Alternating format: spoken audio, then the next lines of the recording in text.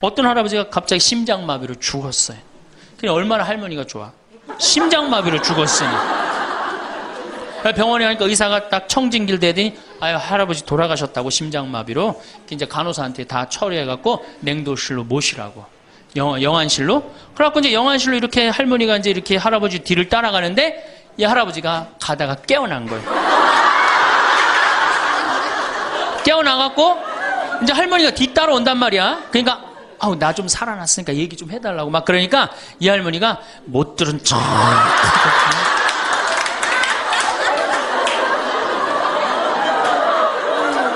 할아버지가 조금 있으면 완전히 이제 냉동고로 들어가게 생겼단 말이야. 말은 안 나오고 더 애절하게 나 좀 살아났으니까 얘기 좀 해달라고. 그러니까 이 할머니 하시는 말씀이 할아버지 다리를 치면서 이 양반아 의사가 죽었대는데 왜 이렇게 말이 많으냐고.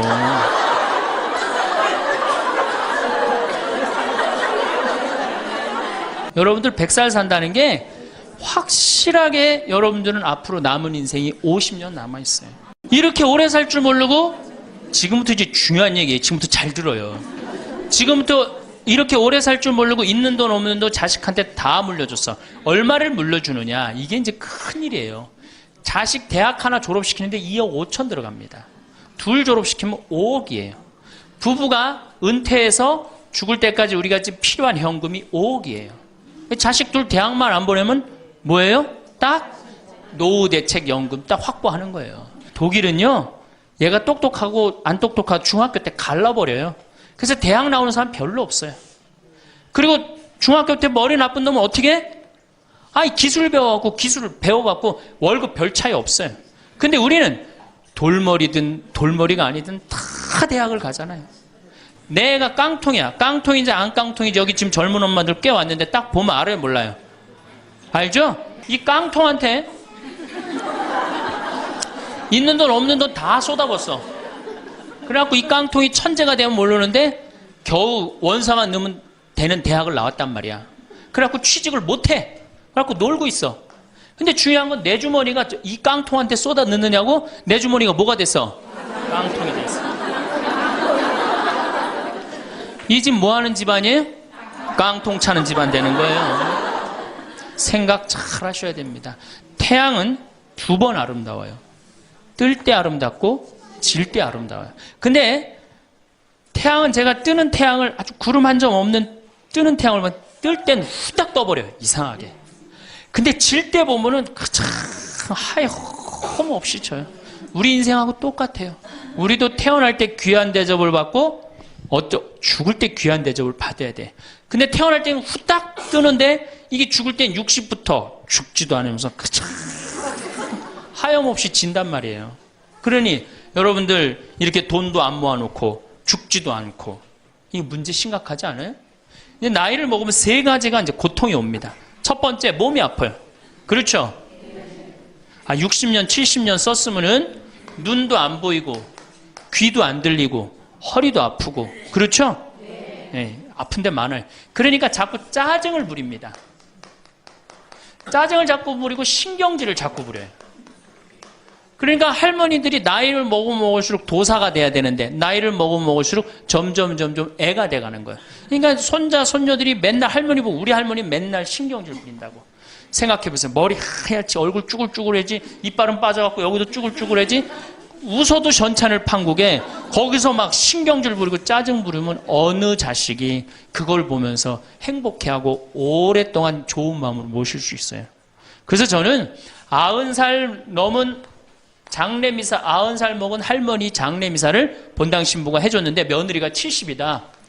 그러면은 본당 신부는 장례미사 하자마자 바로 교황청에 연락해갖고 이 70 먹은 며느리 90살까지 모시고 산 이 며느리 바로 교황청에 연락해서 시성식 해줘야 돼. 이 며느리 본당 신부 꼭 할 일이에요. 기적심사 필요 없어요. 그냥 90살까지 모시고 산 것만 해도 뭐예요? 기적이에요. 기적. 안 버리고. 제가 어저께 식사하면서 잠깐 그런 얘기 들었는데 필리핀에 자식이 집 팔고 들어오면은 모시겠다고 그러는데 버린 자식이 있었다며요. 그리고 또 뭐 캐나다에 며칠 전에 또 어디에서 나왔다고 그러더라고. 자식이 그렇게. 여러분들 그게요, 남 얘기 아니에요. 여기 노인대학 많이 온다 그러죠? 제가 노인대학은 1박 2일을 합니다. 그럼 제가 이런 강의를 끝나면 절 찾아오는 할머니들이 참 많아요. 신부님, 내 얘기입니다. 그러면서 쫙 얘기하면 어떤 자식까지 있느냐면 생활 그 보조금 나오는 것까지 뺏어가는 자식들이 있어요.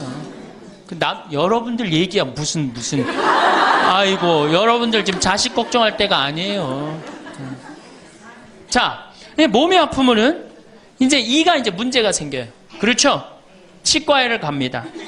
치과에를 갔더니 의사 선생님이 하시는 말씀이 할머니 틀니로 하려면 300만 원, 걸으려면 500만 원, 임플란트로 하려면 3천만 원입니다. 이 돈 있어요, 없어요? 없습니다. 그러니까 추석 전에 아들한테 전화를 합니다. 한 달 전에 얘야 내가 요새 이가 아파갖고 소화도 안 되고 골도 아프고 잠도 안 온다.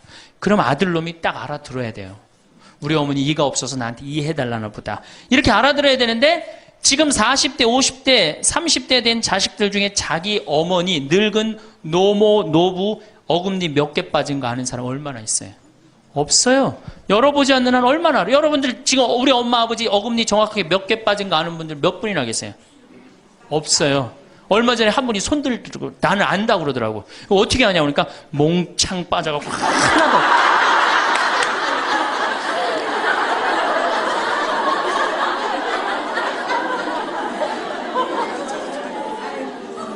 그러지 않는 한 자기 부모님 어금니 몇 개 빠진 거 아는 사람 없어요. 제가 지금 강의를 한 10만 명 이상 했는데 정말로 아는 사람들 없어요.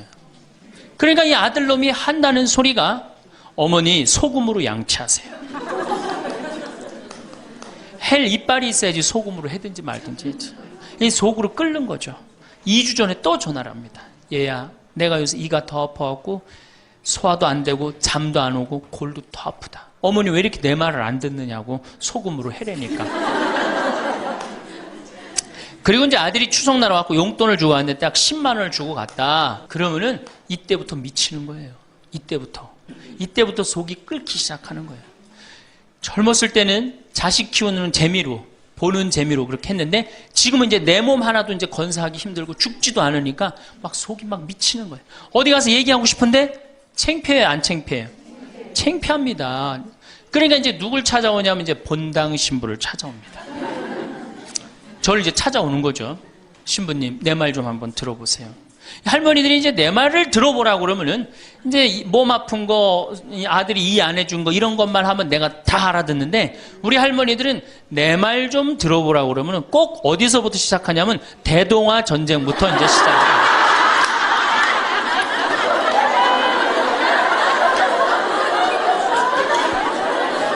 이래야지 이제 속이 풀리는 거예요. 내가 신부님 대동아 전쟁에 시집 와갖고 노숟가락 뺏긴 얘기, 시집살이 한 얘기, 정말 고생한 얘기. 그래서 신부님 이제 해방이 됐어요. 해방이 돼갖고 좀 살만한가 했더니 글쎄 6.25가 터지지 않았어요. 6.25. 아직 이빨 얘기 나오려면 멀었어요. 이제 6.25. 1.4.5태 얘기. 그리고 이제 53년부터 참 우리 지금 70대, 80대 된 할머니, 할아버지들한테 잘해야 돼요. 53년부터 62년까지 똥구멍이 찢어지게 가난하게 고생한 얘기 합니다. 전 정말 몰랐어요.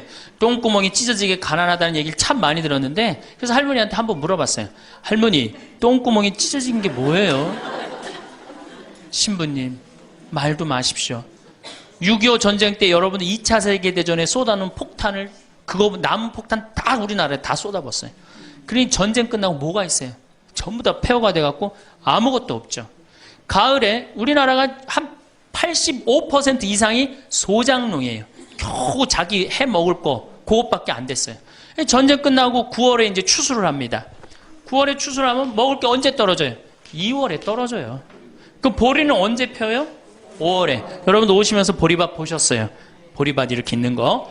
5월에 이제 보리가 피면은 2, 3, 4, 5월을 견뎌야 되는데 먹을 게 있어요? 없죠. 그러니까 산에 풀뿌리 캐서 먹고 나물 캐서 먹고 그것도 모자라면 이제 뭐를 캐서 먹느냐면, 뭐를 먹느냐면 소나무 껍질, 안에 하얀 속살, 그거를 이제 벗긴다 그래요. 그걸 벗겨갖고 말린다 그래요. 말려갖고 그걸 간대요. 할머니들, 옛날 할머니들 생각나시죠? 그걸 갈아갖고 국에 넣어서 먹으면 국이 빨간데 국을 먹으면 배가 부르대. 또 거기다 밥을 해서 먹어도 배가 그렇게 부르대. 옛날엔 배가 고파 죽겠는데 배 부르면 최고 아니에요. 배는 이제 먹었는데 이제 배는 부르는데 문제는 이게 섬유질이 엄청나게 강한 거예요. 이게 야채나 뭐 채소나 과일의 섬유질하고 틀리대요. 그래갖고 이제 이게 들어가면 소화가 안 되고 딱딱하게 굳는 거예요. 수분이 빠지고. 대장에 가면 이제 딱딱한 돌덩어리로 굳는 거예요. 그 딱딱한 돌덩어리로 굳은 걸 빼내려고 그러니 똥구멍이 찢어지는 거냐. 신부님, 똥구멍이 찢어지게 가난하게 고생한 얘기. 그러니, 그리고 이제 내가 자식들을 이제 내 자식만은 고생을 시키지 않으려고 정말 내가 먹고 싶은 거, 쓰고 싶은 거, 다니고 싶은 거 안 하고 논 팔고 소 팔고 정말로 고생해서 내 자식을 키워놨는데 내가 늙어서 이해해달라고 그러는데 아니 이 10만 원을 갖다 줬으면 신부님 억울해서 못 살겠다. 분해서 못 살겠다. 그 얘기를 해요. 이 얘기가 사실 남 얘기가 아니에요. 제 얘기예요, 제 얘기. 제가 아버님 70살 때 종합검진을 해드렸어요. 종합검진을 이렇게 해드렸는데 깜짝 놀랐어요. 결과를 보고. 어금니가 하나도 없으신 거예요. 어금니가 하나도 없어. 그래갖고 아버지 제가 맨날 이렇게 갈비집에 가서 갈비 사드릴 때 뭘로 드셨느냐고 그랬더니 아들 신부가 사주는 거라 앞니로 그냥 대충 씹어갖고 삼켰다는 거예요. 정말 기가 막히죠. 내가 전국에 다니면서 강의를 이렇게 했는데 내 아버지 입 빠진 건 모르고 참 창피하더라고요. 그래서 마침 내가 이제 치과 의사 하나를 세례를 줬어요. 그래서 불렀어요. 내가 너 세례를 줬는데 내가 네 세례를 주면 내가 네 영적인 아버지다. 근데 우리 육적인 아버지가 이가 하나도 없다. 돈은 내가 요것밖에 없으니까 네가 아버지다 생각하고 완벽하게 해놔라. 뭐 가장 정성을 들여서 해놔라. 내가 뭐 그 병원도 축성도 해주고 다 해줬으니까. 그래갖고 정말 아버지 하듯이 아버지라고 그래라 그냥. 그래 아버지 하듯이 거의 1년 동안 매주일 공사를 한 거죠. 그래갖고 완벽하게 해드렸어요. 그 다음부터 이제 갈비집에 가도 이제 심지까지 뜯어 드시고, 그 다음부터 이제 지리산 꼭대기까지 뛰어 올라갔다 떼어내렸다는 거예요.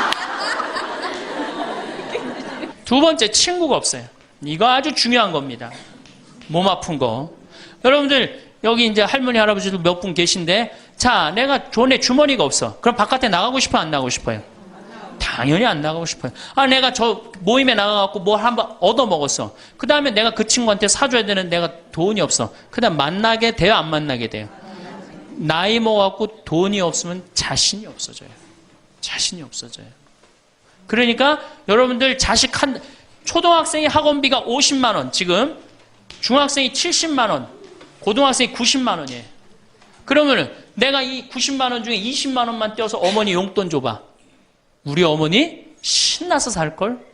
근데 내 자식 학원비 90만 원 안 아까운데 부모 30만 원 용돈? 여러분들 지금 자식들이 부모한테 용돈 얼마 주는 줄 아세요? 1년에 100만 원 줘요. 그 나누면 8만 원이야, 8만 원. 그걸 받으려고 있는 돈 없는 돈 대동아 전쟁부터 고생해가면서 그렇게 키워요?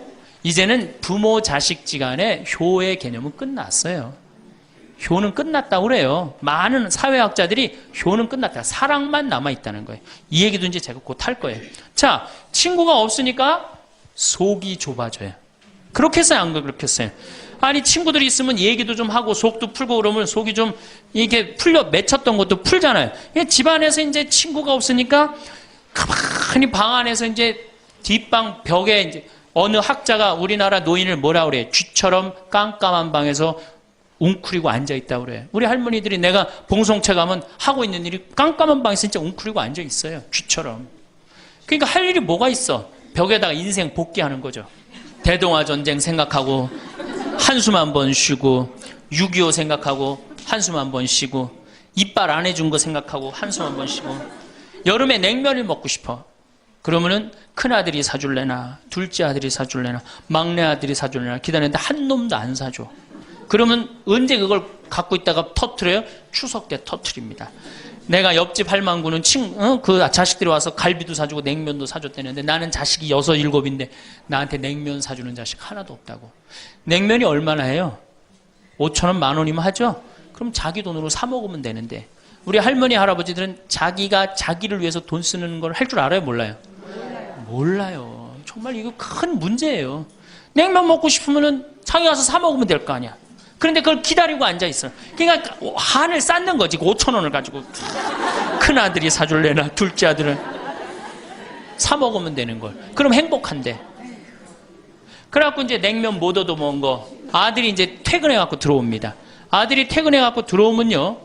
참 문제는 뭐냐면은 아들이 들어오면은 어떻게 하면 돼? 내가 여러분들 나이 먹어갖고 싸움을 안 걸면요. 자식들이 말을 안 해줍니다. 그러니까 아들하고 싸움을 거는 거예요. 너 이빨 10년 전에 안 해줘갖고 나 이거 쪼글쪼글 해갖고 이제 아무것도 못한다고 그러더라. 아들이 듣다 어머니 그만하세요. 한 번만 하면 100번째예요. 그럼 이게 안 먹히나 보다 그래서 방에 들어왔고 또 이제 벽에다 복귀한 것 중에 그래 냉면 못 얻어먹은 거 들고 쫓아나라. 옆집 할망구 냉면도 얻어먹었다는 난 냉면도 못 얻어먹었다. 그럼 아들이 한마디 합니다. 어머니 그러려면 나가 죽어라. 몸 아프죠? 친구 없죠? 뭐만 남으냐면 자존심만 남습니다. 근데 그 자존심에 나가 죽어라? 그럼 미치는 거예요. 어디 가서 자식이 나가 죽으라고 그러는데 얘기할 때가 있어요? 없어요? 여러분들 나가 죽으라고 그러는 거 아들이 50%, 며느리가 16%, 딸이 14%, 그 다음에 늙은 부부가 서로 나가 죽으라고 20%. 나가 죽으라는 말 듣는 비율이 그렇대요. 그냥 어디 가서 얘기하긴 창피하고 또 이제 본당 신부를 또 찾아옵니다. 이제. 그래서 저한테 얘기를 해요. 신부님 내 말 좀 들어보라고. 이제 할머니가 이제 또 내 말 좀 들어보라고 그러면 이제 또 대동아 전쟁부터 이제 시작을 합니다. 해방, 6.25, 똥구멍이 찢어지게 가는. 내가 이렇게 키웠는데 나부로 나가 죽으라고 그런다고. 이제 늙었으니까 필요 없다고 나부로 나가 죽으라고 그런다고. 여러분들 그런 소리 이제 듣습니다. 왜 죽지도 않고 이렇게 오래 사느냐고 분명히 자식들한테 그런 소리 들어요. 100살까지 산다고 생각해봐요. 그것도 자식한테 얹혀서 100살 산다고 생각해보세요. 이제는 자식하고 늙어서 같이 산다는 생각은 꿈도 꾸면 안 돼요. 늙어서 이제 나 어떻게 살아야 돼? 나 혼자 자식한테 폐 안 끼치고 오래 사는 게 누구하고 좋은 관계 유지하는 거야? 자식하고 좋은 관계 유지하는 거예요. 어쨌든 나가 죽으라고 하니까 이제 미치는 거죠. 그래갖고 이제 다 듣고 이제 할머니가 나한테 그래. 신부님 나 꽃동네 좀 바래다 줄라. 난 자존심 상해서 저 집에서 도저히 못 살겠다. 그럼 내가 할머니한테 그래. 할머니 꽃동네 아무나 가는 게 아니에요. 안 돼요. 그저 새벽에 그 꽃동네 앞에 내려다만 주면 그 다음부터 내가 다 알아서 할 테니까 신부님은 꽃동네 앞에까지만 바래다 달. 내가 이제 다 듣다가 할머니한테 그래요. 할머니 그 자식 키웠을 때 속상한 적 있었어요? 없었어요? 속상한 적 많았죠. 7살, 10살 미운 오리 새끼 그때 말 안 들을 때 할머니 그 아들한테 속상하면 뭐라고 그러셨어요? 그렇지 나가 죽어라 그랬죠. 네. 할머니 그냥 나가 죽으라고만 그랬어요? 아니요 나가 되져라. 그러면 7살, 10살 먹은 자식이 자존심이 안 상했겠느냐. 자존심이 상했지만 그 아이는 참고 살았다. 너무 엄마가 천하의 엄마가 나가 죽으라 했지만 나갈 때가 있어야지 걔가 나갈 거 아니야. 자존심이 상했지만 참고 살았다. 이제 누구 차례다? 할머니가 참고 살 차례다. 아들도 나가 죽으라 그랬을 때 참고 살았다면 이제는 할머니가 나가 죽으라 할 때 참고 살 차례다. 지금 나가면 누가 할머니를 걷어줄 거냐. 오로지 부모라는 이유 하나로 한 집에 살아주는 것만 해도 고맙게 생각하고 할머니가 할머니의 노년을 할머니의 남은 생애를 준비하지 못한 할머니 잘못이다. 누구 탓할 거 아무것도 없다. 그럼 무슨 생각을 하는지 가서 참고 살아요. 참고 살아야지 어떻게 할 거야. 이제 안 죽으면서 진짜 문제가 발생합니다. 여기 뒤에 계신 분들 잘 들으세요. 우리나라는 안사람, 바깥사람 제도가 있어요. 그렇죠? 그래갖고 안사람은 안에서 애 놓다 죽었어요. 그렇죠? 애 키우다. 우리나라 지금도 변함없습니다. 안사람은 안에서 애 키우냐고 정신이 없어. 남편 신경 안 씁니다. 바깥 사람 바깥에서 돈 벌다 죽었어요. 그러니까 옛날엔 부부 갈등이 없었어요. 왜? 만날 일이 있어야지. 안 사람 안에서 애 놓다 죽고 바깥 사람 바깥에 돈 벌다 죽었으니까 만나야지 갈등이 생길 거 아니야. 서양은 20대 만나갖고 안 맞으면 30대 바꾸고 30대 만나갖고 안 맞으면 40대 바꾸고 40대 만나갖고 안 맞으면 50대 바꾼 부부가 애인같이 살아요. 근데 우리는 한 번도 맞춰본 적이 없어. 위해준 적도 없고. 제가 재작년에 그 스톡홀름을 여행을 갔었는데 비행기 시간이 오래 좀 하루를 거의 기다렸어야 돼요. 그래서 이제 저녁 비행기를 타려고 저녁 한 5시쯤에 라운지에서 이제 음식을 시켜서 먹고 있는데 내 앞에 60쯤 된 초로의 할아버지하고 초로의 할머니가 서로 끌어안고 뽀뽀를 하는데요. 이 남자가 이마야 눈에다 뽀뽀 한번 하고 I love you 하니 하고 입에다 뽀뽀하고 I love you 하니 하고 목에다 뽀뽀 1시간 이렇게 쪽쪽 빨아요. 걔네들은 그렇게 살고 그렇게 살아야만이 살아요. 근데 우리는 안 사람 안에서 애 키우다 죽고 바깥 사람은 바깥에서 돈 벌다 죽으니까 서로 사랑을 할 시간이 없어. 근데 상관없었어. 왜? 평균 연령 38세, 46세 때는 아무 문제 없었어요. 그렇죠? 죽으면 끝이니까. 근데 이제 안 죽으면서 문제가 발생을 해요. 직장에서 넌 이제 그만 사회에서 쓸모가 없으니까 집으로 가라. 그래갖고 이 바깥 사람을 고홈 집으로 보낸단 말이야. 그래갖고 이제 안방에 이제 이 바깥 사람이 딱 앉아 있는 거예요. 그래갖고 안방에서 안 사람이 되는 거예요. 집안에 안 사람이 둘이 되는 거예요. 이게 아내가 뭐예요? 태양이라는 뜻이거든요. 집안의 태양을 아내라고 그러잖아요. 이 집안의 태양이 둘이니 이게 사이가 좋아요. 그리고 우리 남자들이 여자한테 하니 I love you 뽀뽀 쫙쫙 했다면서 그렇게 해요. 여러분들 사랑한다는 얘기 들어요 안 들어요? 이게 우리의 큰 문제예요. 사랑한다는 말도 안 듣고. 이 우리나라 남자들은 부인을 위한 이벤트를 할 줄 몰라요. 그러니까 이게 어떻게 있느냐면 가을 젖은 낙엽 땅바닥에 붙어 있듯이 쫙 부인한테 붙어 있으면서 밥 새끼 따박따박 그냥 받아먹고 끝난단 말이야. 설거지를 하기라나 뭘 하기라나. 그러니 미치는 거죠. 그러니까 할머니들이 저한테 진짜 할머니들이 그런 얘기 많이 해요. 정말 30년 40년 동안 밥 해대는 거 지겹다고. 지겹죠. 설거지를 해기래나 뭐 사랑한다고 말을 해기래나 뽀뽀를 해주기래나 그냥 소리나 뻑뻑 지르고 침부림이나 시키고. 반대로 우리 여성들, 우리나라 이 여성 아내들이 남편한테 잘하느냐? 여러분들 남편한테 잘하세요? 여러분들 남편이 바깥에 나가면 왕 대접받는 남편이 얼마나 있을 것 같아요? 없습니다. 그럼 층층샷 나가면 섬기는 사람이에요. 굽신거려야 되는 사람이고. 근데 아침에 출근할 때 정말로 내 남편이 전쟁하러 나가는데 정말로 왕 대접하고 내보낸 부인이 얼마나 돼요? 이러지 않으면 다행이지. 머리 막 부시시 해갖고 막 사자 머리를 해갖고 머리 끝에는 밥풀 하나 딱 이렇게 붙여놓고 여보 다녀와.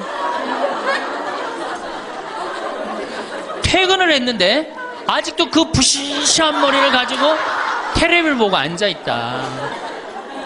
어느 남자가 집에 들어오고 싶겠어요. 여기 평창에 대유라는 룸사롱이 오픈했어. 작년에. 서울 아가씨 항시 30명 대기 이렇게. 그러면 여러분들 남편이 어디 가면은 왕대접 받아요. 그러니까 여러분들이 남편을 룸사롱으로 내모느냐 집안으로 끌어들이냐 누구한테 달려있는 거야?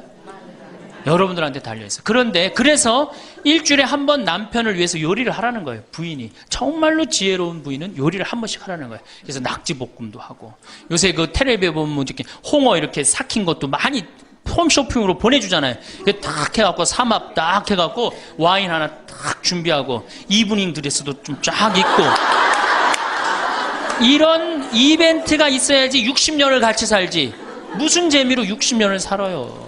이건 뭐 김치찌개 한번 해줬단 말이야. 부인이 저녁에 김치찌개 해줬는데 다음날 아침에 출근할 때 보니까 그거 졸여갖고 이제 또 내놨단 말이야. 저녁에 퇴근할 갖고 왔는데 그걸 볶아갖고 또 내놨어.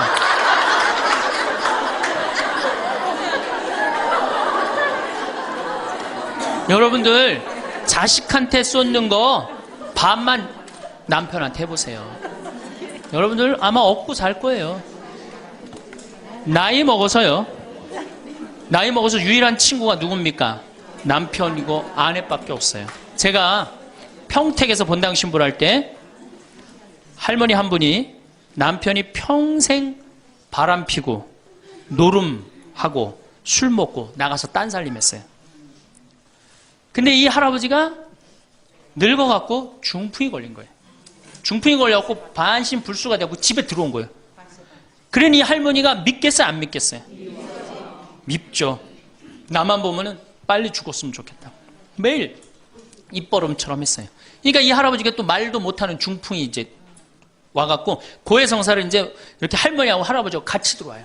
그래갖고 이제 할머니가 이제 할아버지 잘못한 걸 다 나한테 얘기를 해줘요. 그러면은 할아버지가 그걸 받아들이면 되는데 안 받아들입니다. 할머니를 때리는 거예요. 내가 언제 그랬느냐. 그러니 난 내가 봐도 야, 저 할아버지 양심도 없구나. 그냥 젊었을 때 저러더니 늙어서 고해를 대신까지 해주는데 얼마나 고마워. 그런데도 그냥 그 할머니를 때리고 저렇게 구박을 하니 참 정말로 빨리 죽었으면 좋겠다. 그런 생각을 했어요. 근데 그 할아버지가 돌아가셨어요. 마침 내가 있을 때. 그래서 내가 장례 미사를 해주고 할머니 손을 꼭 잡고 그랬어요. 할머니 이제 그동안 고생 많이 했으니까 이제 편안하게 집에 가서 이제 행복하게 쉬시라고 남은 여생. 그래갖고 이제 할머니를 보냈는데 그 밤 11시에 할머니가 전화를 했어요. 신부님 우리 집에 좀 와달라는 거예요. 한참 자는데. 왜 그러시냐고 그러니까 그 병상에 누워있던 남편이 없으니까 이 집이 그렇게 무섭고 쓸쓸하고 외롭고 허전하다는 거야. 지금 빨리 와서 기도를 해달라는 거야. 그래서 자다가 또 옷도 갈아입고 이제 내가 가고 그 할머니 이제 안수기도 해주고 이제 손잡고 기도해주고 오면서 늙어서 남편이 죽는다. 그날로 여러분들은 아무것도 아니에요. 완전히 홀로 되는 거예요. 그러니까 정말로 귀하게 지금 자식을 귀하게 해줘야 돼. 남편을 귀하게 해줘야 돼. 그러니까 오늘 당장 집에 가고 학원 끊어요. 학원 끊고 대학 다닌 자식 있으면 당장 휴학시키세요. 자, 맨 마지막으로 이제 돈이 없어. 이게 이제 제일 큰 문제죠. 그렇죠? 돈만 있으면 어때요? 자식하고 관계가 굉장히 좋습니다. 돈만 있으면. 어느 정도로 좋으냐? 작년에 내가 여기 우리 생태마을에 콩을 계약 재배를 했어요. 계약 재배를 했는데 1억 원어치 정도 콩을 샀어요. 그런데 제가 무슨 일이 좀 생겨갖고 돈이 없어졌어요. 있던 돈이. 그 돈이 이제 한 2달이나 3달 후에 나오는데 농민들은 빨리 돈을 달라는 거예요. 이 계약 재배해갖고 왜 안 주냐. 그래갖고 쩔쩔 매는데 꼭 요맘때예요. 우리 어머니가 딱 오시더니 아들이 막 쩔쩔 매고 사람들이 막 농민들이 왔다 갔다 하는 걸 보고 왜 그러시냐고 신부님. 그래서 내가 원래 계약 재배를 했는데 돈이 원래 한 2억이 들어오기로 했는데 그 돈이 안 들어와갖고 내가 지금 못 줘서 지금 너무너무 당황스럽다고. 그냥 그 얘기만 저는 했어요. 근데 어머니가 일주일 동안 있기로 하셨는데 그날 그냥 집에 가시더라고요. 우리 누나한테 가자 그랬더니 차로 가셨어요. 다음날 어머니가 전화를 하셨어요. 신부님 내가 그 돈 해서 보냈다는 거예요. 하루 만에 어머니가 그 엄청난 돈을 해서 보낸 거예요. 아들이 그냥 뭐 그런 거 고생하는 거 보기 싫은 거지.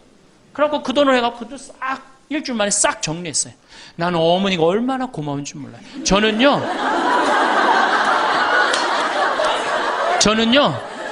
우리 어머니가요 안 죽었으면 좋겠어요.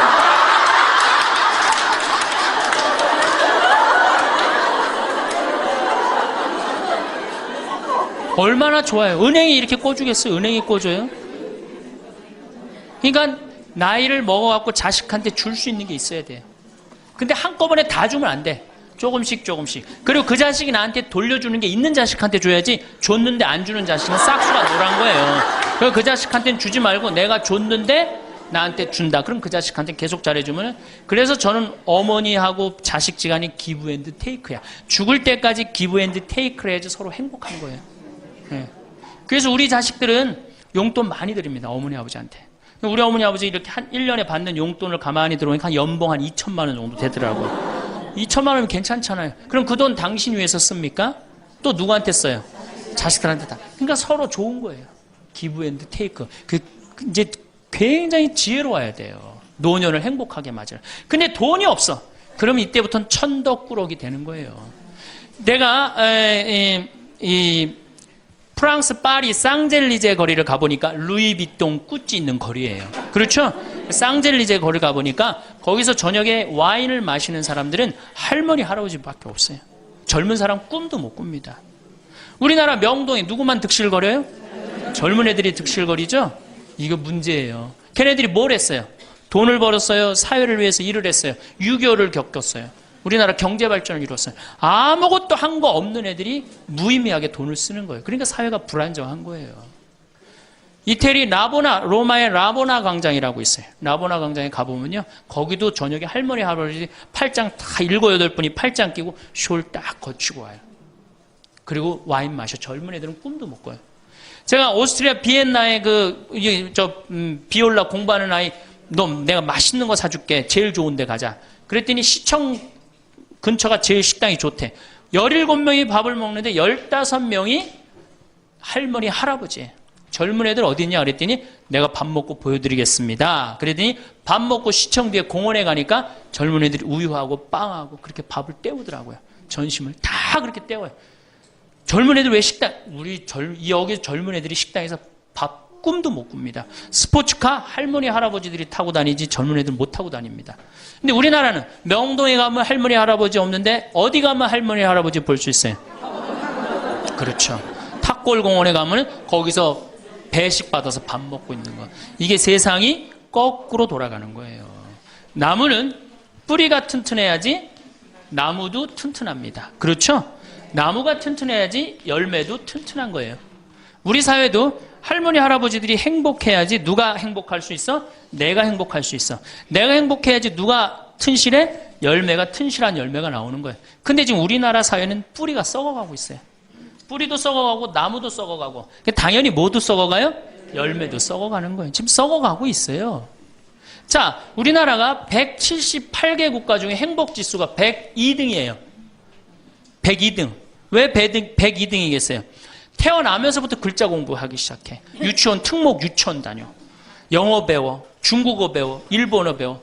초등학교 가서 이 학원 저 학원 시달려. 공부 못하면 완전히 나쁜 놈이야. 이 세상에서 정말 부모한테 불효자야. 중고등학교 그래서 아주 자괴감 느껴. 대학교 가고 또 취직해야 돼. 그냥 죽어라고 입사 시험 보는데 실업자가 100만 명, 20대가 넘어. 대학을 졸업해도 취직도 못해. 그리고 어떻게 해서 결혼을 했는데 부모 돈 얼마를 뺏어요? 우리나라가 결혼 자금이 1억 7천만 원 들어가요. 미국 2,700만 원이에요.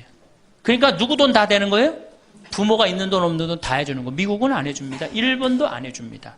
일본의 부모가 어떤 부모가 훌륭한 부모예요? 결혼식 때 10만엔 부조하는 부모 훌륭해요. 100만 원 부조하는 부모가 훌륭한. 그 더 이상 안 해줘요. 근데 우리는 있는 거 없는 거 다 해줘. 그렇죠? 있는 거 없는 거 다 해줘. 근데 자식이 죽으면 딱 좋은데 죽지도 않고 그걸 받은 은혜를 알아 몰라요. 받은 놈들은 끝까지 모릅니다. 이 열매 벌써 썩었어요.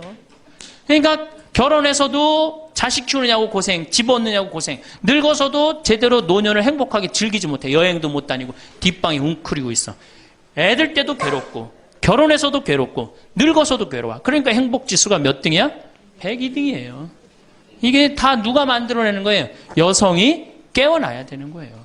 여성이 깨어나야지 우리 사회가, 저는 이 세상에서 대한민국처럼 살기 좋은 나라 없다고 생각해요. 누가 뭐라 해도 대한민국이 세계에서 제일 살기 좋아요. 음식점에 가면 물 공짜로 주는 나라 어디밖에 없어요? 대한민국밖에 없어요. 다 사 먹어야 돼요. 이 환경 하나만 해도 기가 막힌 거예요. 더 기가 막힌 거 뭔지 아세요? 아니, 밥 먹었는데 커피도 공짜로 줘. 이게 정말 좋은 나라예요. 근데 왜 우리가 다 불행하다고 느끼느냐? 이 질서가 무너졌기 때문이에요. 여성이 깨어나야 우리 사회가 건강해지고 우리 나라도 건강해지고 가정도 건강해지고 교회도 건강해집니다. 근데 여성들이 깨닫지 못하는 게 있어요. 지금 내 자식을 잘 키우면 늙어서 호강할 거라는 무의식 속에 착각이 있습니다. 또 하나는 내가 이루지 못한 꿈을 자식이 이룰 수 있을 거다, 이루어 줄 거라는 착각을 해요. 그런데 자식이 10살까지만 자식이라고 그래요. 10살 넘어서부터는 뭐예요? 자기 의견이 있고 자기 생각이 있고 자기 주장이 있으면서 떠나가기 시작하죠. 떠나가고 계속 떠나가는 거예요. 끝까지. 나이를 먹으면 먹을수록 가까워지는 게 아니라 어떻게 돼요?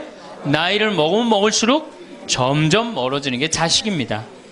제가 경기도 광주 능평성당에 본당 신부로 있을 때 87살 먹은 루시아 할머니가 있었어요.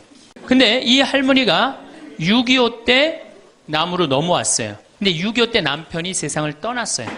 그리고 아들 둘을 서울대 고대 상경대학을 졸업을 시켰어요.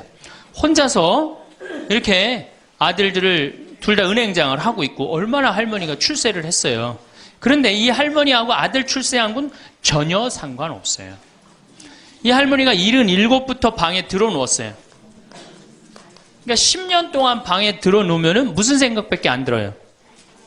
외롭고 정말로 아침부터 밤중까지 가만히 들어놓여 있는데 무슨 삶의 낙이 있겠어요. 내가 봉송체를 가면 할머니가 항상 제 손을 붙잡고 신부님 왜 레지오단원들이 방문도 안 오느냐고. 북에서 넘어왔으니 친척이 있어요. 누가 있어요? 아무도 없는데 레지오단원들이 활동으로 방문을 해야 되는데 왜 이 성당은 방문도 안 하느냐고. 그래서 우리가 신설성당이라 그런 게 없어서 그렇다고 할머니. 그러면서 할머니가 내 손을 꼭 잡고 뭐라고 그러냐면 신부님은 하느님하고 잘 통하지 않으냐. 하느님하고 잘 통하니까 나 좀 빨리 데려가게 기도 좀 해줘라 하느님한테. 하느님 뭐 하시는 거냐. 나 좀 데려가지. 살 만큼 살았는데. 그러면 내가 이제 할머니 손을 꼭 붙잡고 뭐라고 그러냐면 할머니 걱정하지 마세요. 내가 성당 가서 어떻게 좀 해볼 테니까 걱정하지 마세요. 제가 그렇게 이제 할머니하고 봉송체를 한 6개월 동안 했는데 6개월 만에 아들이 밤에 전화가 왔어요. 신부님 우리 어머니 돌아가실 것 같다는 거예요. 왜 그러냐 그러니까 화장실에서 넘어져갖고 갈비뼈 2대가 부러진 거예요. 근데 이 할머니가 87인데 몸이 말랐어요. 갈비뼈 2대 부러지면은 그 나이에 똑 부러졌다고 그러는데 거의 즉사예요. 80 넘어갖고 뼈 부러지면 뼈가 안 붙어서 죽는 경우가 되게 많거든요. 그래서 내가 이제 병자 가방을 들고 쫓아갔어요, 할머니한테. 그랬더니 할머니가 막 숨을 몰아 쉬더라고요. 그래도 제가 보좌 신부를 16,000명, 13,000명 이런 데 보좌 신부도 하고 본당 신부도 한 4,000명, 5,000명 해갖고 또 병자 성사를 많이 해갖고 딱 보면 알아요. 3개월 갈 거다. 한 달 갈 거다. 그래서 내가 아들한테 그래요. 한 3개월 갈 것 같으니까 3개월 정도 준비하라. 그럼 3개월에 어김없이 딱 가는 거예요. 근데 그 할머니를 딱 보는데 그날을 못 넘기겠더라고요. 그래서 이제 할머니 손을 붙잡고 할머니 나하고 오늘 못 넘길 것 같으니까 나하고 총 고해성사 하자. 할머니 하느님이 열심히 믿었고 좀 아들들 훌륭하게 잘 키웠고 매일 그렇게 묵주기도 했으니까 내 생각에는 할머니 직천당이다. 오늘 돌아가시면 바로 오늘 하늘나라 올라가시는데 가면은 요셉 성인도 보고 베드로 성인도 보고 싶은 남편도 보고 성모님도 보고 예수님도 보고 내 안부도 전해줘라. 바로 가니까. 네. 할머니는 내 손을 꼭 붙잡고 뭐라 그러냐. 신부님 그동안 너무 고마웠다는 거예요. 올 때마다 사탕도 갖고 오고 선물도 갖고 오고 내 얘기도 들어주고 그래도 외롭지 않게 신부님 왔을 땐 행복했다는 거예요. 그래서 이제 내가 할머니 손을 잡고 할머니 장례미사 내가 잘해줄 테니까 강론도 잘하고 걱정하지 말아라. 하여튼 직천당 가서 이제 안부도 전해주고 내가 강론 잘해줄 테니까 걱정하지 말고 잘 가셔라. 할머니는 그동안 너무너무 고마웠다. 그러면서 이제 서로 손을 꼭 잡고 죽기로 이제 합의를 이제 봤어요. 이제.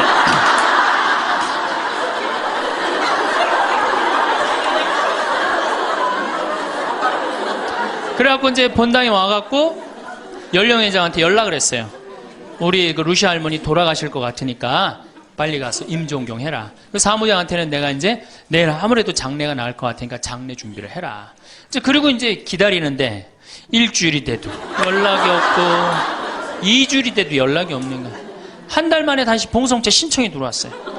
그래서 내가 가갖고 할머니한테 그래서 할머니 어떻게 된 거냐. 우리 살아서 안 보기로 하지 않았느냐. 근데 왜 살아있느냐. 그랬더니 할머니가 우리 아들들이 어머니 돌아가시면 안 된다고 삼성의료원에 데려다가 그걸 붙여갖고 온 거예요. 요즘 죽고 싶어도 못 죽어요. 요즘 죽고 싶어도 죽을만 하면 살려갖고 오고 죽을만 하면 살려갖고 오고 정말 그래요. 의술이 좋아갖고 죽고 싶어도 못 죽어요. 그래서 그때 이제 할머니가 이제 방에 누워갖고 그전에는 화장실이라도 다녔는데 이제는 이게 부러졌으니까 2년 동안 화장 못 가고 오줌똥을 며느리가 받아냈어요. 그 며느리도 참 착한 며느리죠. 90살이 됐어요. 이런 부활 때 돼갖고 내가 이제 봉송체를 나갔는데 할머니가 일어나서 나온 거예요. 날 마중을 나왔어요. 그리고 하시는 말씀이 신부님 이제 좀 일어나 다닐만 하다는 거예요. 이게 지금 가두션찬을 판국인데 일어나 다닐만하다. 92살이 됐는데 이 할머니가 내가 성당을 줬는데 성당 어떻게 줬는지 구경하고 싶다고 이게 이불을 뒤집어 쓰고 성탄 전야미사에 나왔어요. 이제는 안 죽어요. 여러분들 정말로 내가 보통 이게 30년을 한 세대로 봅니다. 그렇죠? 그 60까지 결혼 30에서 60까지 정말 오래 사는 거예요. 근데 요즘은 이제 90까지 한 남자하고 60년을 살아요. 살만해요? 한 남자하고 한 여자하고 한 남자하고 부부로 만나서 딱 30년 사는 게 가장 맞대요. 그래서 그걸 30년을 한 세대로 보는 거예요. 근데 이게 더블로 사네. 한 남자랑. 저는 생각 잘했죠. 장가 안 가고 혼자 사는 게 정말 좋은 거예요. 또 내가 그 능평성당에 있으면서 겪었던 일인데 이 할아버지가 73살이야. 요셉 할아버지가 73살인데 며느리가 나보다 1살 어려요. 마침 우리 고향 사람이야. 그래서 아주 참 내가 이뻐했죠, 마음으로. 근데 이 며느리가 애를 넷을 낳았어요. 그게 참 착해요. 누가 봐도. 그래서 다 효녀라고 그랬어요. 효부라고 그러고. 그 이렇게 보면은 정말로 성당도 열심히 나오고 시어머니 시아버지도 잘 모시고. 근데 나한테 와서 이제 개인적으로 신세 한탄을 할 때는 그러는 거예요. 신부님 시집살이 하기 너무 힘들다는 거예요. 우리 시어머니 시아버지는 아침 점심 저녁으로 따뜻한 밥만 원한다는 거예요. 8명을 아침 점심 저녁 밥 세끼를 한다고 생각해 보세요. 힘들겠어요? 안 힘들겠어요? 여러분들 힘들겠죠? 네. 그래서 내가 이제 그 마음으로 이제 새기고 할머니 할아버지들을 모시고 온천을 간 적이 있어요. 다 온천을 이제 끝나고 난 다음에 이제 우리 할아버지가 이제 73살 먹은 요셉 할아버지가 막걸리를 근사하게 드시더라고. 그래서 내가 할아버지한테 그랬어요. 한 잔 따라 드리면서 할아버지 왜 밥 세끼를 집에서 먹느냐? 한 끼 노인정 가서 먹어라. 아니, 노인정 가서 친구들하고 고스톱도 치고 바둑도 두고 그러면 치매도 안 걸리고 그렇게 전심 한 끼 나가서 먹으면은 며느리도 아침 다 상 치고 난 다음에 학부형도 만나고 친구들도 만나고 아니 며느리가 무슨 징역 사는 것도 아니고 아침 전심 저녁 세 끼를 다 차려줘야 되니 얼마나 힘드냐. 그랬더니 이 할아버지 저한테 화를 내는 거예요. 신부님 난 노인정 가기 싫다는 거예요. 아니 왜 노인이 노인정 가기 싫으냐. 그랬더니 이 할아버지가 저한테 명언을 했어요. 무슨 명언을 했냐면 형들이 심부름을 시켜서 가기 싫다는 거예요.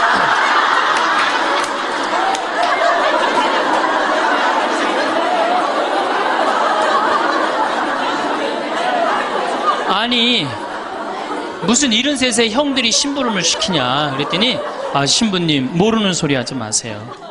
자기가 딱 나타나면은 술 받아와라, 라면 끓여라 그런다는 거예요. 그래서 노인정 가기 싫다는 거예요. 제가 그때 너무 충격을 받아갖고 벌써 5년 전 얘기예요. 수원에 있는 아버지한테 가서 물어봤어요. 아버지 노인정 가세요. 그때 아버님이 73이셨어요. 아버님 노인정 가세요 안 가세요? 그랬더니 안 간다고 화를 내시더라고. 아니 왜 노인정 집에는 우리 어머니 아버지만 살고 자식들은 한 1km 반경에 떨어져서 살거든요. 왜 안 가시냐고 그랬더니 우리 아버님 하시는 말씀이 형들이 청소시켜서 가기 싫다.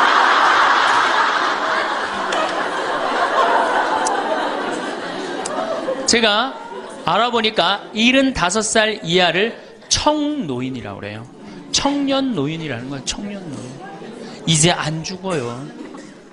제가 여기 3년 전에 수원 고등동 성당에 95살 먹은 할머니가 오셔갖고 래프팅 하고 가셨어요.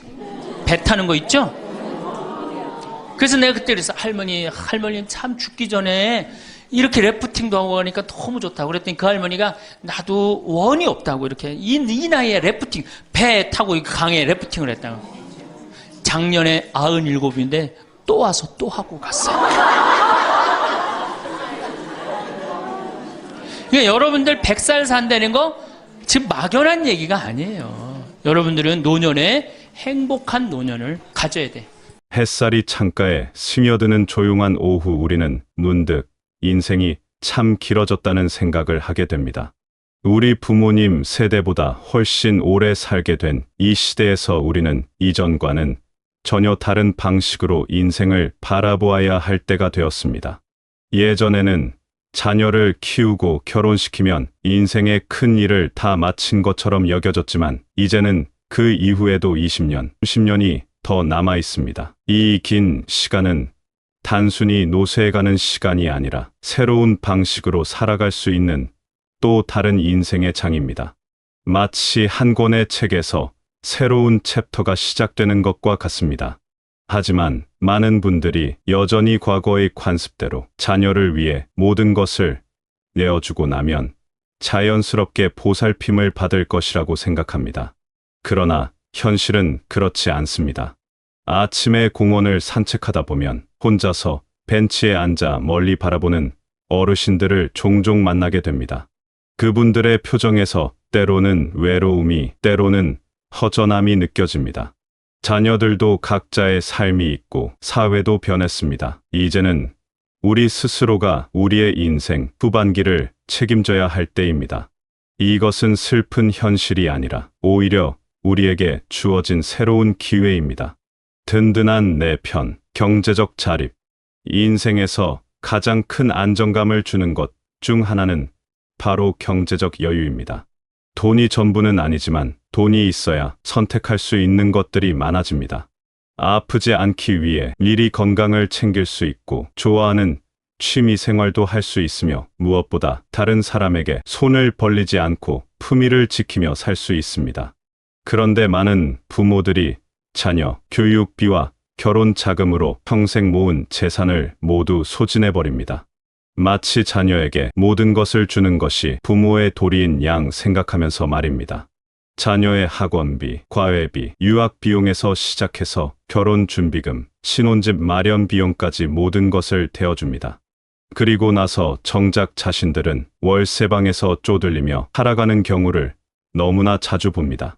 하지만 잠깐 생각해 보십시오. 부모가 경제적으로 어려워지면 결국 자녀에게 부담이 됩니다. 자녀들도 각자 살아가기 바쁜데 부모를 경제적으로 부양하는 것은 쉬운 일이 아닙니다. 요즘 젊은 세대들은 결혼도 늦고 아이 낳기도 어려워하는 시대입니다. 집값은 치솟고 일자리는 불안정한데 부모님까지 모셔야 한다면 그 부담이 얼마나 클지 상상해 보십시오. 오히려 적당한 경제력을 유지하면서 자녀와 서로 도움을 주고받는 관계를 만드는 것이 훨씬 건강합니다. 생일이나 명절에 작은 선물을 주고받고 가끔 맛있는 식사를 대접하거나 손자들에게 용돈을 줄 수 있을 때 가족 관계는 더욱 따뜻해집니다. 이것이 바로 진정한 기브 앤 테이크입니다. 한쪽만 주거나 받는 관계는 결국 불균형을 낳고 그 불균형은 관계를 어색하게 만듭니다. 재산을 한꺼번에 물려주기보다는 조금씩 나누어 주면서 자신의 생활비와 의료비, 그리고 작은 즐거움을 위한 여유자금은 반드시 남겨두어야 합니다. 갑자기 아플 때 좋은 병원에서 치료받을 수 있는 여유, 친구들과 가끔 여행을 갈 수 있는 여유, 좋아하는 취미 활동을 할 수 있는 여유가 있어야 합니다.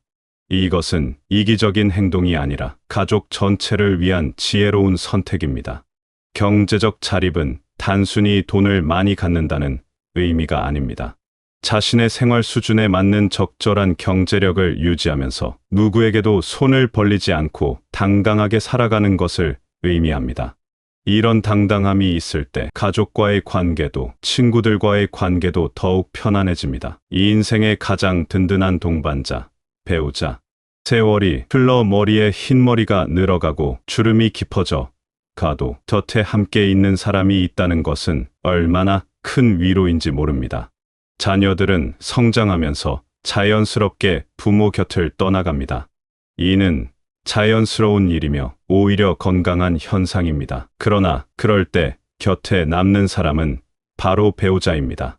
젊었을 때는 육아와 생계에 바빠서 서로를 제대로 바라볼 여유가 없었습니다.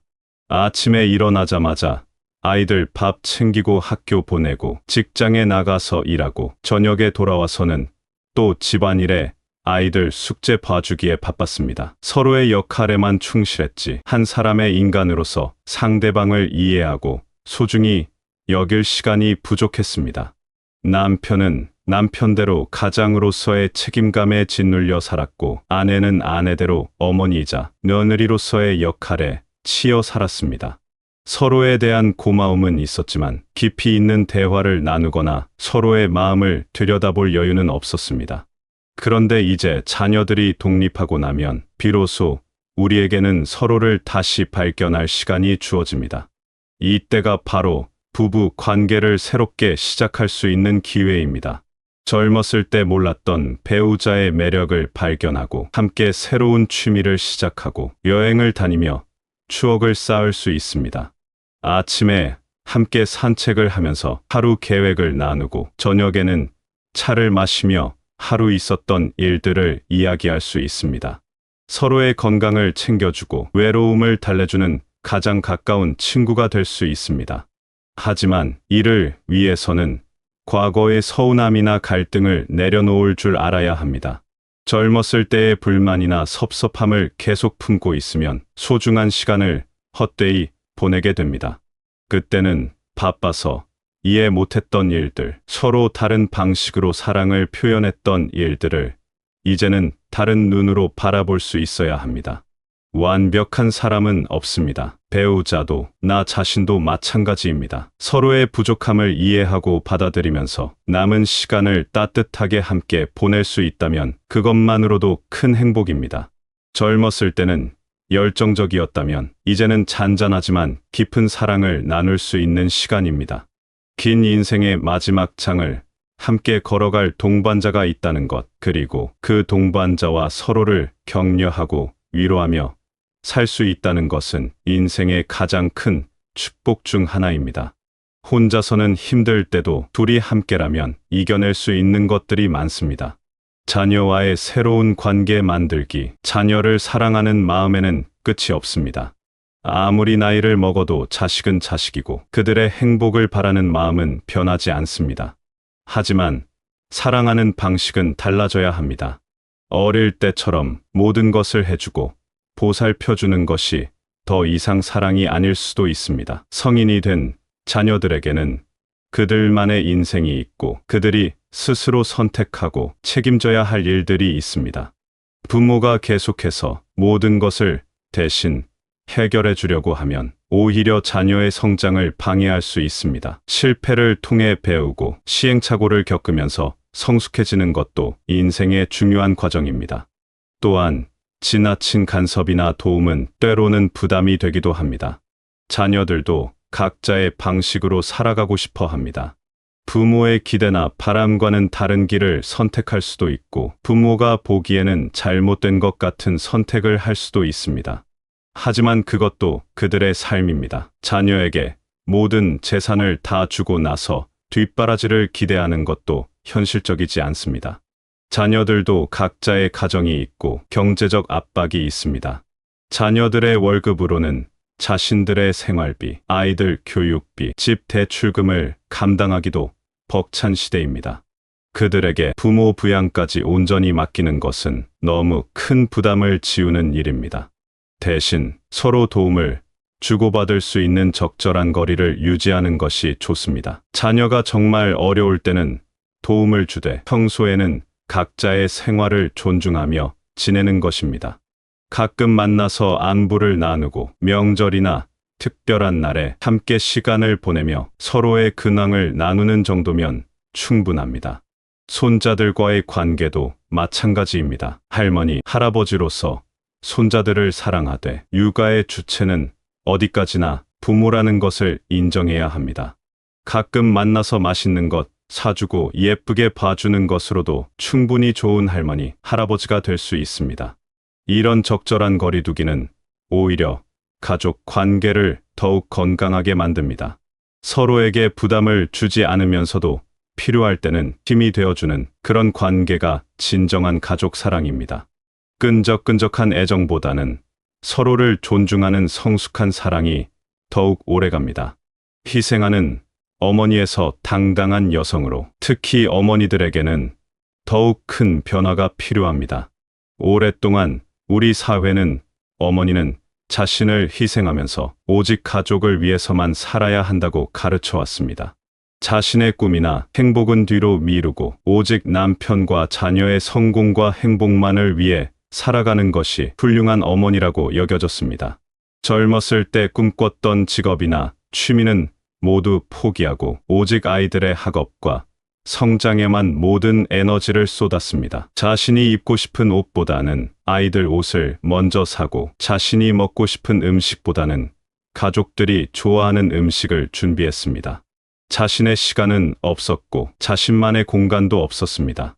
하지만 이제는 달라져야 합니다. 어머니도 한 사람의 독립적인 인간입니다. 자신만의 꿈과 목표가 있고 행복할 권리가 있습니다. 가족을 사랑하고 돌보는 것과 자신의 행복을 추구하는 것은 서로 대립되는 것이 아닙니다. 오히려 어머니가 행복해야 가정도 더욱 밝아집니다. 자신을 너무 희생하면서 살다 보면 자녀들에게 지나치게 의존하게 되기도 합니다. 자식들의 성공을 통해서만 자신의 존재 가치를 찾으려고 하거나 자식들이 자신을 떠나는 것을 견디지 못하게 됩니다. 자녀가 결혼해서 독립하면 극심한 공허감에 빠지거나 며느리나 사위와의 관계에서 갈등을 겪기도 합니다. 이런 과도한 집착은 결국 자녀들에게도 부담이 되고 가족 관계를 어렵게 만듭니다. 어머니의 사랑이 부담스러워서 연락을 피하게 되거나 만날 때마다 스트레스를 받게 되면 가족 관계는 점점 멀어집니다. 어머니가 자신만의 취미를 찾고 친구들과 시간을 보내며 새로운 것을 배우고 경험하면서 즐거워할 때 자녀들도 더욱 존경하게 됩니다. 항상 희생만 하는 어머니보다는 자신의 삶을 당당하게 살아가면서도 가족을 사랑하는 어머니가 더욱 매력적입니다. 이제는 용기를 내어 자신만의 시간을 가져보십시오. 젊었을 때 포기했던 꿈들을 다시 꺼내보고 하고 싶었던 일들을 시작해보십시오. 그림을 그려보거나 글을 써보거나 춤을 배워보거나 새로운 언어를 익혀보는 것도 좋습니다. 늦었다고 생각하지 마십시오. 이 인생이 길어진 만큼 새로운 시작을 할 시간은 충분히 있습니다. 친구들과의 관계도 소중히 하십시오. 오랫동안 연락하지 못했던 친구들에게 안부 인사를 건네보고 함께 차를 마시거나 가벼운 모임을 가져보십시오. 여자들끼리의 수다와 웃음은 어떤 약보다도 좋은 치료제가 됩니다. 새로운 가치관으로 살아가기. 지금까지 우리가 살아온 방식과 가치관을 한번 돌아보아야 할 때입니다. 과거에는 자녀를 위해 희생하고 모든 것을 내어주면 노후가 보장될 것이라고 믿었습니다. 가문의 영광을 위해 개인의 희생은 당연한 것으로 여겨졌고 부모에 대한 효도는 절대적인 가치였습니다. 하지만 시대가 변했습니다. 이제는 각자가 자신의 삶을 책임져야 하는 시대입니다. 이것이 냉정하거나 이기적인 것이 아닙니다. 오히려 더욱 현실적이고 지혜로운 선택입니다. 각자가 자립적으로 살아가면서 서로를 존중하고 필요할 때 도움을 주고받는 것, 이것이 건강한 인간관계의 기본입니다. 나이가 들수록 더욱 중요해지는 것은 자신만의 철학과 가치관입니다. 무엇이 진정으로 중요한지, 어떻게 살아가는 것이 의미 있는 삶인지에 대한 나름의 답을 찾아야 합니다. 다른 사람의 시선이나 사회의 기대에 맞춰 살기보다는 자신이 진정으로 원하는 삶을 살아가야 합니다. 건강을 챙기는 것부터 시작해 보십시오. 규칙적인 운동과 균형 잡힌 식사, 충분한 수면은 기본입니다. 몸이 건강해야 마음도 건강하고 무엇이든 할 수 있는 에너지가 생깁니다. 아침에 일찍 일어나서 가벼운 산책을 하거나 체조를 하는 것만으로도 하루가 달라집니다. 좋은 사람들과 의미 있는 시간을 보내는 것도 중요합니다. 나이가 들수록 인간관계는 양보다 질이 더 중요해집니다. 많은 사람들과 피상적인 관계를 유지하기보다는 진심으로 소통할 수 있는 몇 명의 좋은 친구들과 깊이 있는 관계를 만드는 것이 더 의미 있습니다.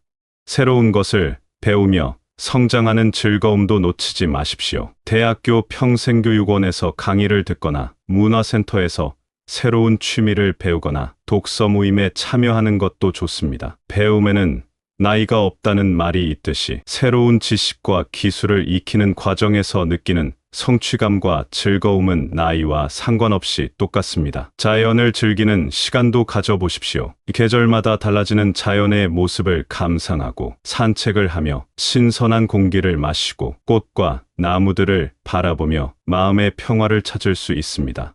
자연 앞에서는 일상의 작은 걱정들이 별것 아닌 것처럼 느껴지기도 합니다. 작은 일상의 행복을 찾아가는 것도 중요합니다. 맛있는 차 한 잔, 좋아하는 음악 한 곡, 따뜻한 햇살, 가족들의 안부 전화, 이런 소소한 것들에서 행복을 느낄 수 있어야 합니다. 큰 것들만 바라보다가 작은 행복들을 놓치는 일이 없어야 합니다. 또한 지나온 인생을 돌아보면서 감사할 일들을 찾아보는 것도 중요합니다. 완벽하지는 않았지만 나름대로 열심히 살아온 자신을 인정하고 앞으로의 시간도 소중하게 여기며 살아가야 합니다. 후회보다는 감사한 마음으로, 불안보다는 희망찬 마음으로 하루하루를 맞이할 수 있어야 합니다. 진정한 행복을 위한 선택. 결국 인생 후반기의 행복은 우리 자신의 선택에 달려 있습니다. 과거의 방식을 고집하며 불만스러워할 것인지 아니면 새로운 마음가짐으로 남은 시간을 의미 있게 보낼 것인지는 우리가 결정할 일입니다. 경제적으로 자립하면서 품위를 유지하고 배우자와 따뜻한 관계를 만들어가며 자녀들과는 적절한 거리를 두면서도 사랑을 나누고 자신만의 취미와 관계를 통해 즐거움을 찾아가는 것. 이 모든 것들이 어렵게 들릴 수도 있지만 실제로는 그렇게 복잡하지 않습니다. 가장 중요한 것은 마음가짐의 변화입니다. 내가 누군가를 위해 희생해야만 가치 있는 사람이라는 생각에서 벗어나 나 자신도 소중한 존재이며 행복할 자격이 있다는 것을 인정하는 것부터 시작하면 됩니다. 그리고 작은 변화부터 시작해 보십시오. 오늘 오후에 평소 가보고 싶었던 카페에 가보거나 오랫동안 연락하지 못했던 친구에게 안부 전화를 걸어보거나 새로운 취미 하나를 시작해보는 것처럼 말입니다. 변화가 두려울 수도 있습니다. 지금까지 살아온 방식을 바꾸는 것이 쉽지 않을 수도 있습니다. 하지만 조금씩 천천히 시작하면 됩니다. 완벽하지 않아도 괜찮습니다. 시행착오를 겪어도 괜찮습니다. 중요한 것은 시작하는 용기입니다. 주변 사람들의 시선이 부담스러울 수도 있습니다. 갑자기 자신만의 시간을 갖고 새로운 일들을 시작하면 이상하게 생각할 수도 있습니다. 하지만 정작 중요한 것은 다른 사람들의 생각이 아니라 자신의 행복입니다. 이 인생은 한 번뿐입니다. 그리고 지금 이 순간도 다시 오지 않습니다. 남은 시간이 얼마나 될지는 아무도 모르지만 그 시간만큼은 진정으로 나답게 행복하게 보내는 것이 중요합니다. 매일 아침 일어날 때마다 오늘 하루를 어떻게 보낼 것인지 생각해 보십시오. 누군가를 위해서가 아니라 나를 위해서 무엇인가 의미 있는 일을 하나씩 해보십시오. 작은 일이라도 좋습니다. 그런 하루하루가 모여서 행복한 인생 후반기를 만들어갑니다. 여러분 모두가 자립적이고 당당하며 사랑하는 사람들과 따뜻한 관계를 유지하면서 매일매일 작은 기쁨을 찾으며 살아가시기를 진심으로 바라겠습니다. 그리고 남은 인생이 지금까지보다 아름답고 의미 있는 시간이 되시길 바라겠습니다.